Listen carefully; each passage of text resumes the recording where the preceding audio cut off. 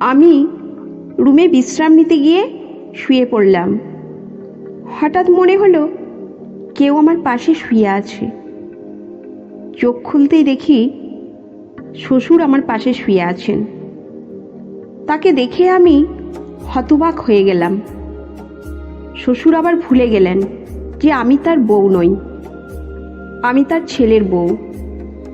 আমি তাড়াতাড়ি নিজেকে মুক্ত করে বললাম, বাবা, আমি আম্মু নই। কিন্তু তিনি নিজের আবেগে মগ্ন ছিলেন। এত বয়সে এসে তারই উত্তেজনা দেখে আমি হতবাক হয়ে গেলাম। তারপর তিনি আমার হাত ধরে টেনে নিলেন।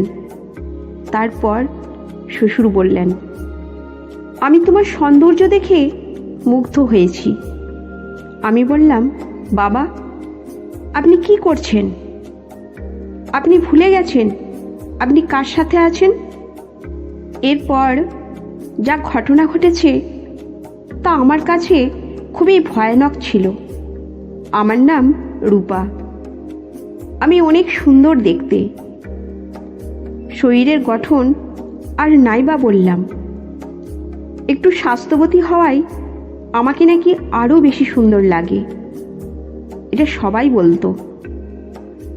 আমার স্বামী কামাল বাইরে কাজ করতেন এবং বাড়ি ফিরে বিশ্রাম নিতেন।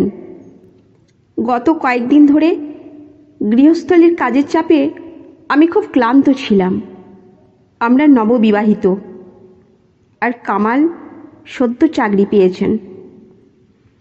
তিনি আমাকে তার সাথে বাইরে থাকার জন্য নিয়ে যেতে চেয়েছিলেন, কিন্তু বিয়ের খরচের কারণে আমি তাকে বললাম স্থায়ীভাবে নিয়ে যাই।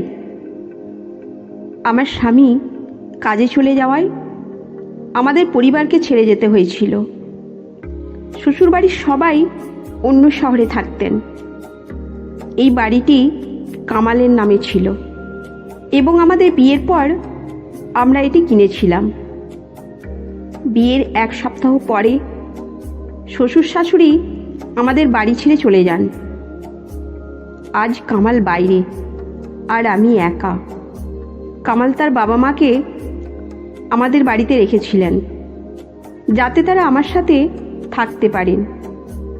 ক্লান্ত হয়ে রেল স্টেশন থেকে ফিরে আমি রুমে বিশ্রাম নিতে গিয়ে শুয়ে পড়লাম।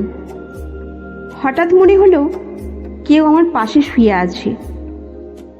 আমার আতঙ্কে চোখ খুলতেই দেখি শ্বশুর আমার পাশে শুয়ে আছেন।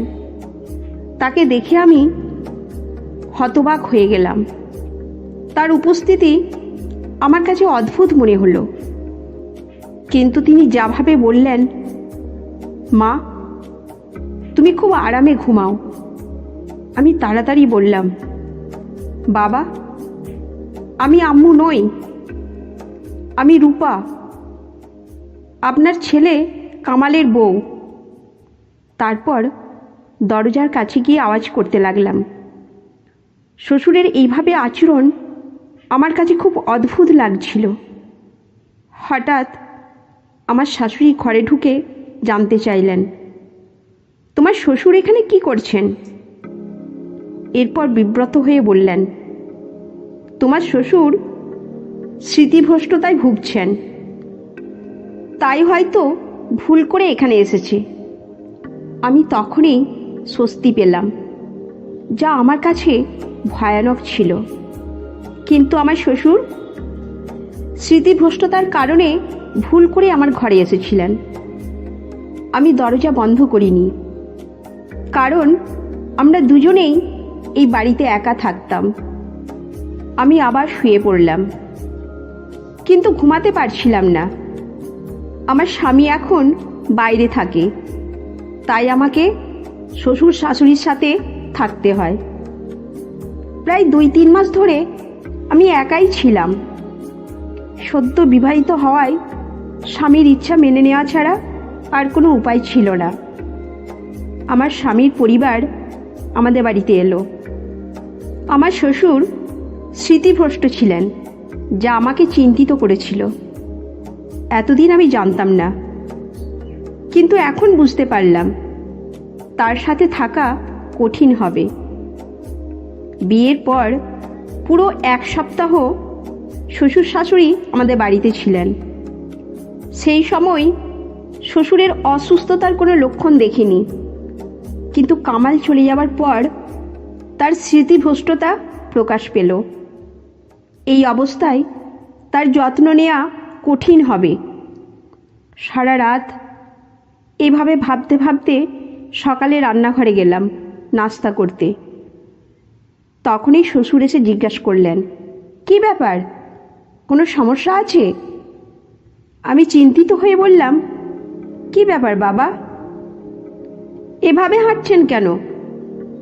তিনি বললেন, তোমাকে খুব সুন্দর লাগছে। আমি বললাম, বাবা আপনি কি করছেন? তিনি বললেন, রূপা, আমি তোমাকে নিয়ে রোমান্স করব না? তোমার সৌন্দর্য দেখে মুগ্ধ হয়েছি। আমি বললাম, বাবা আপনি ভুলে গেছেন আপনি কার সাথে আছেন। তিনি নিজের আবেগে মগ্ন ছিলেন। এত বয়সে এসে তার এই উত্তেজনা দেখে আমি হতবাক হয়ে গেলাম। এই সময় মা ঠান্ডা হাওয়া খেতে খেতে বারান্দায় এসে জিজ্ঞাসা করলেন, কি ব্যাপার, কোনো সমস্যা আছে? আমি উত্তর দেওয়ার আগেই মা শ্বশুরের হাত ধরে তাকে ছাদ থেকে নামিয়ে নিলেন। তিনি বললেন, শ্বশুরের স্মৃতিভ্রষ্টতার কারণেই ভুল করে এখানে এসেছে। পরদিন কামাল ফোন করল। আমি তাকে বিষয়টি বলতে চাইলাম, কিন্তু মা এসে বললেন, তুমি তোমার বাবার কাজের মাসের মধ্যে কিচ্ছু বলো না, নইলে সে টেনশনে পড়ে যাবে। এরপর বললেন, কামালের একটি গুরুত্বপূর্ণ মিটিং আছে, রাতে ফোন করবে। তখন কথা বলল। সারা রাত অপেক্ষা করেও কামালের কল পেলাম না। আমার শাশুড়ি পাশে বসে টিভি দেখছিলেন।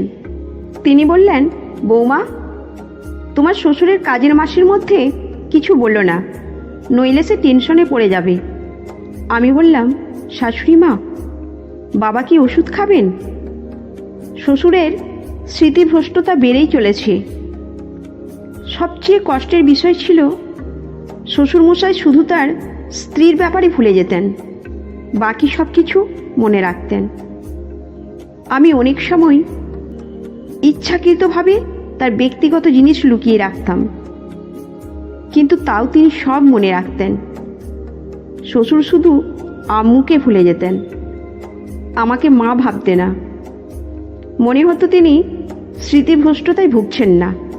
যদি ইচ্ছাকৃতভাবে করতেন তবে তাকে সহ্য করতাম না। স্বামীর চলে যাওয়ার পরে 3 মাস অনেক কষ্টে শ্বশুর শাশুড়ির সাথে কাটিয়েছি। রুমের দরজা বন্ধ করে ঘুমাতাম এবং সারাদিন মুখোমুখি না হওয়ার চেষ্টা করতাম।